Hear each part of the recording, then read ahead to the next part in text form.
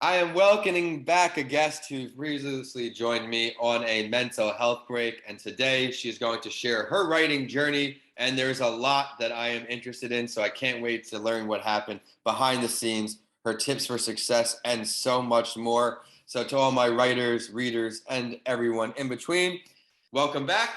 This is Writing with Authors, and I am Vincent A. Lancy. Thank you for tuning in. Today, some areas we are going to dive into include the feelings model, why we struggle so much, gratitude, and so much more.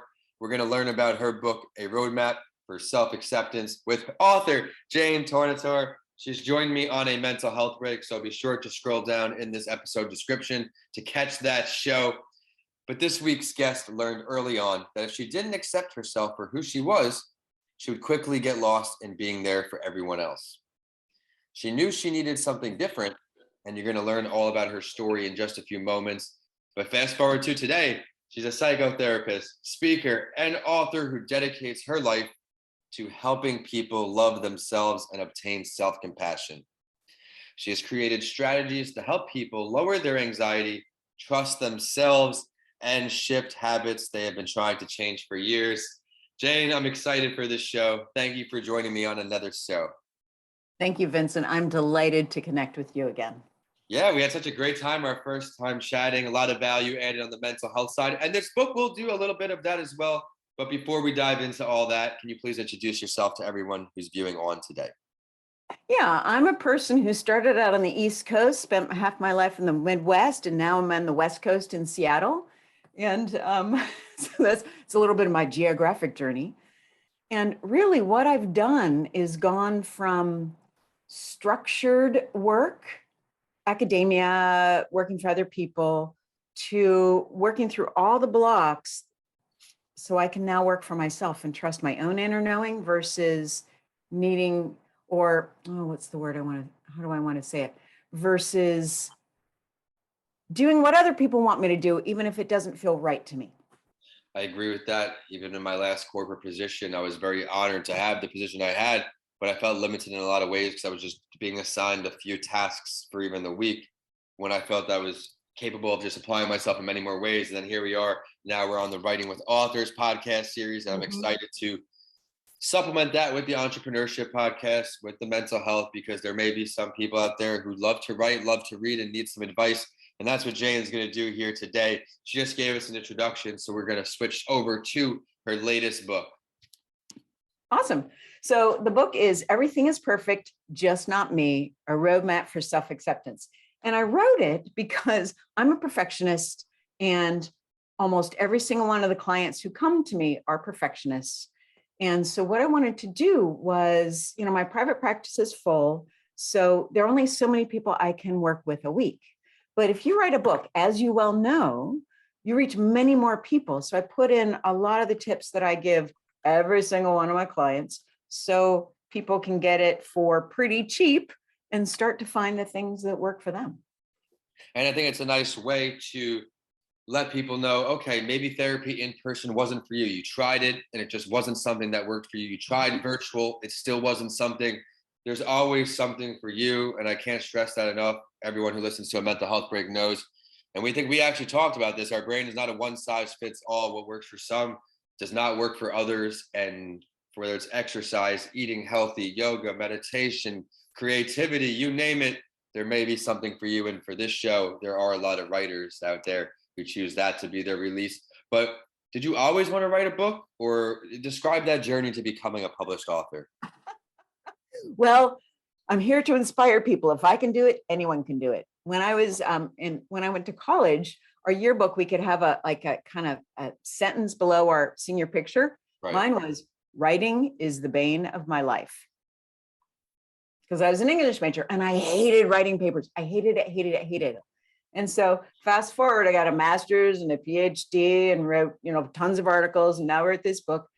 But what I've come to realize is that one of the ways my perfectionism expresses itself is through judging my writing. When I speak, it seems like my right brain is more on board when I speak than my left brain, because I can speak and I can be clear and I feel good about what I say. When I'm sitting down to write, I'm like, that's a stupid sentence. Well, that's not clear. Well, nobody's going to. So my critic just comes, it's full force.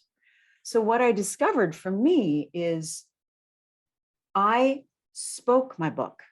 I've got an assistant who I work with who I adore. She gets my message. She's like my ideal client.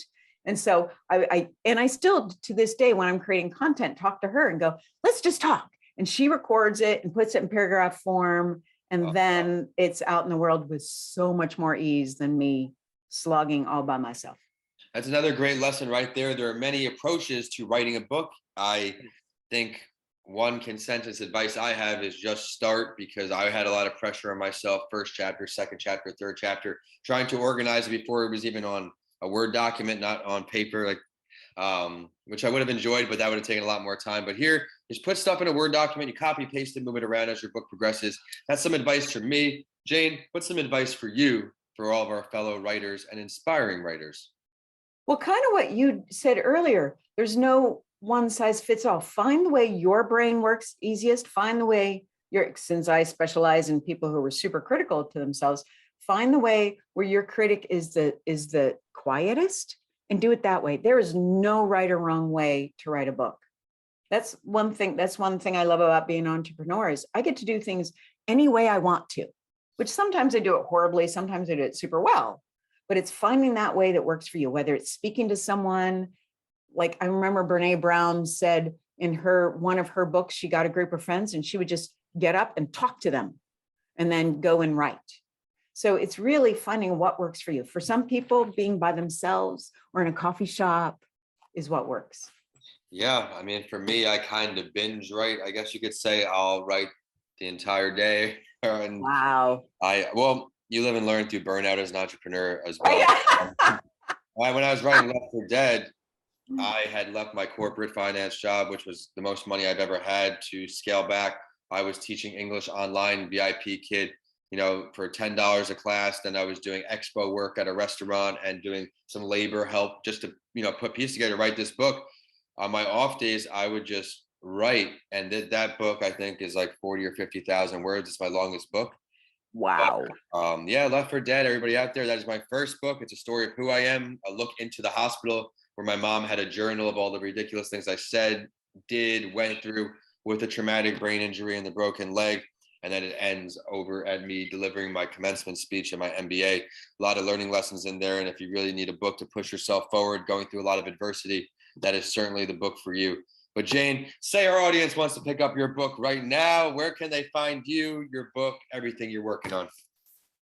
They can. My website is everydaylove.me. There's a link to my book there. It's on Amazon. You just look up Everything's Perfect, Just Not Me, and then you'll get it. And it's $4.99, so it's super affordable.